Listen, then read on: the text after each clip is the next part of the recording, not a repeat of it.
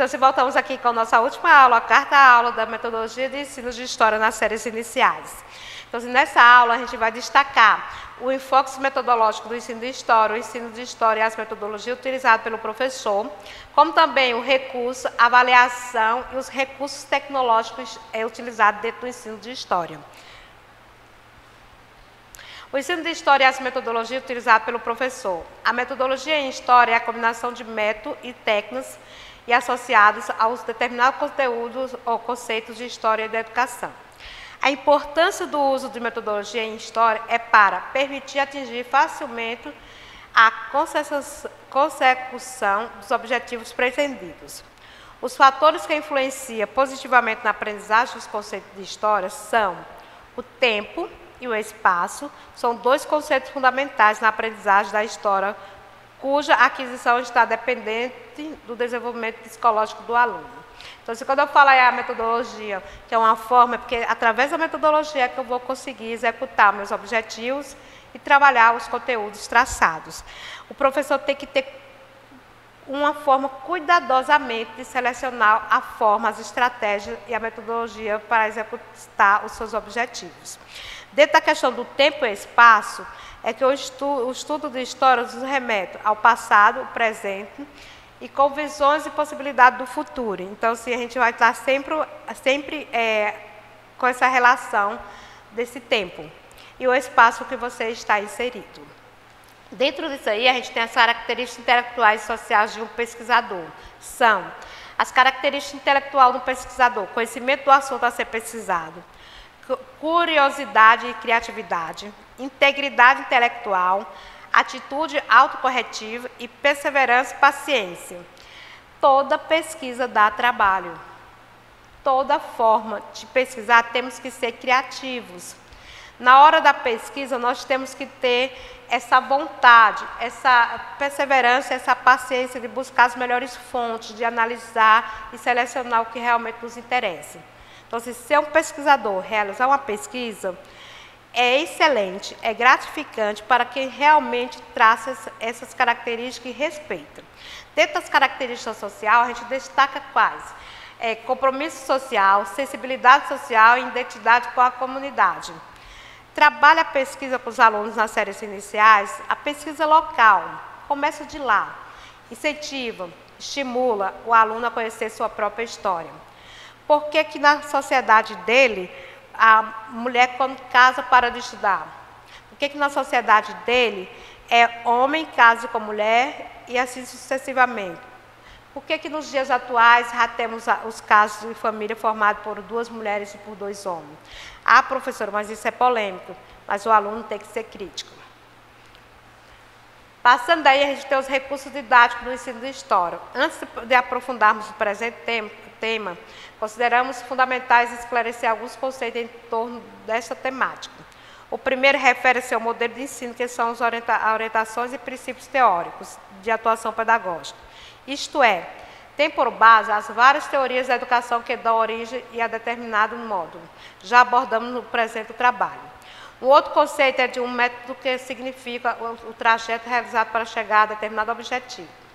Assim, estamos a falar de métodos do ensino direto, expositivo, e indireto construtivista, entre outros, que também assentam nas diversas teorias da educação.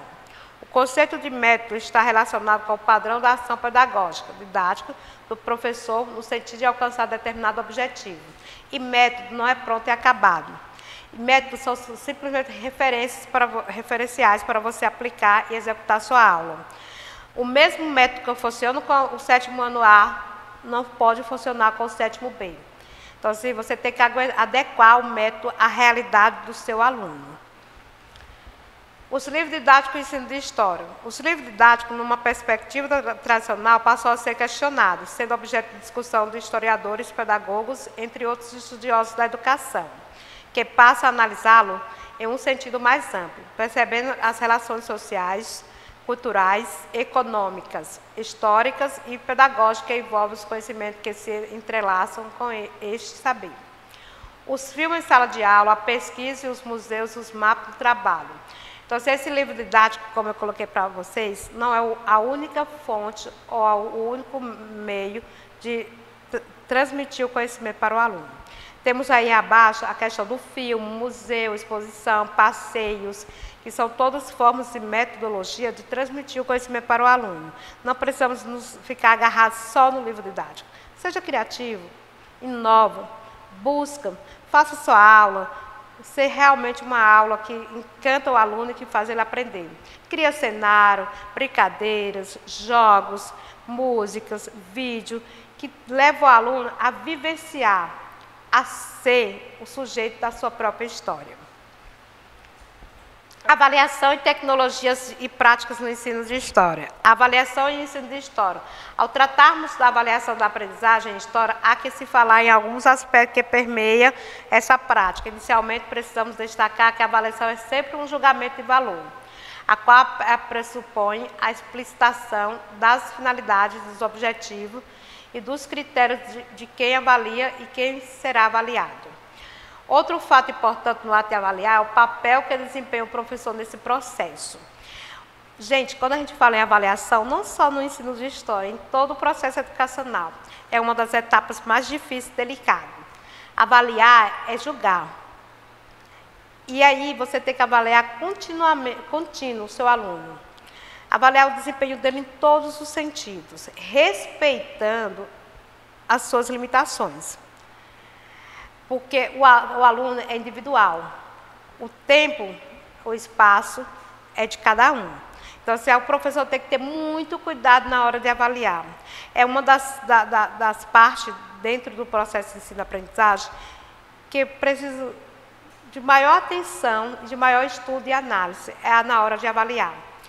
A autoavaliação de si próprio é difícil, nem todo mundo consegue fazer, mas julgar ou avaliar outra pessoa acha fácil e realmente é mais difícil ainda. Então, o professor tem que ter um cuidado e um olhar bem diferenciado na hora de avaliar. E vai avaliar todo o processo de desenvolvimento do aluno. O aluno não conseguiu resolver uma atividade, zero, não é. Tenta outro meio, outro método, tenta outra forma de avaliação, dê outro incentivo para que ele possa vir realizar a educação. Tira a ideia que essa avaliação é a nota que vai servir para reprovar ou aprovar o aluno no final do curso. Avaliar é para nós avaliarmos se nossos objetivos, nossos métodos, nossa metodologia, nossa forma de dar aula funcionou. Não só jogar para o aluno. Avalia seu trabalho, analisa a sua forma de executar sua docência. Essa avaliação é necessária e faz com que a educação aconteça. Então, os recursos tecnológicos do ensino de história são públicos e notários que vivemos numa sociedade altamente tecnológica, onde a quantidade de conhecimentos acumulados pelo homem dobra em questões de poucos anos, muito diferente do que acontecia há 100 a 200 anos atrás. E aí é onde o professor precisa estar se atualizando, inovando, buscando. E quando a gente colocava isso anteriormente, todo mundo achava, a professora quer ser atualizada, quer ser a era tecnológica. E aí a gente viu que com essa pandemia fomos jogados de paraquedas dentro de uma escala de tecnologia, onde o professor que não consegue dominar as novas tecnologias, não buscou formação, está hoje vivendo uma situação bem delicada. Então, assim, as novas tecnologias são nosso, entendeu? Componente curricular hoje, nossa forma de dar aula hoje, mais utilizado. Utiliza o celular do aluno, utiliza o data show, utiliza a internet para pesquisa, certo? Aula, videoaula, brincadeiras online, para realmente fazer com que você e o aluno estejam no mundo atualizado. Não podemos parar no tempo. A história se faz com a atualização, em transformação e evolução.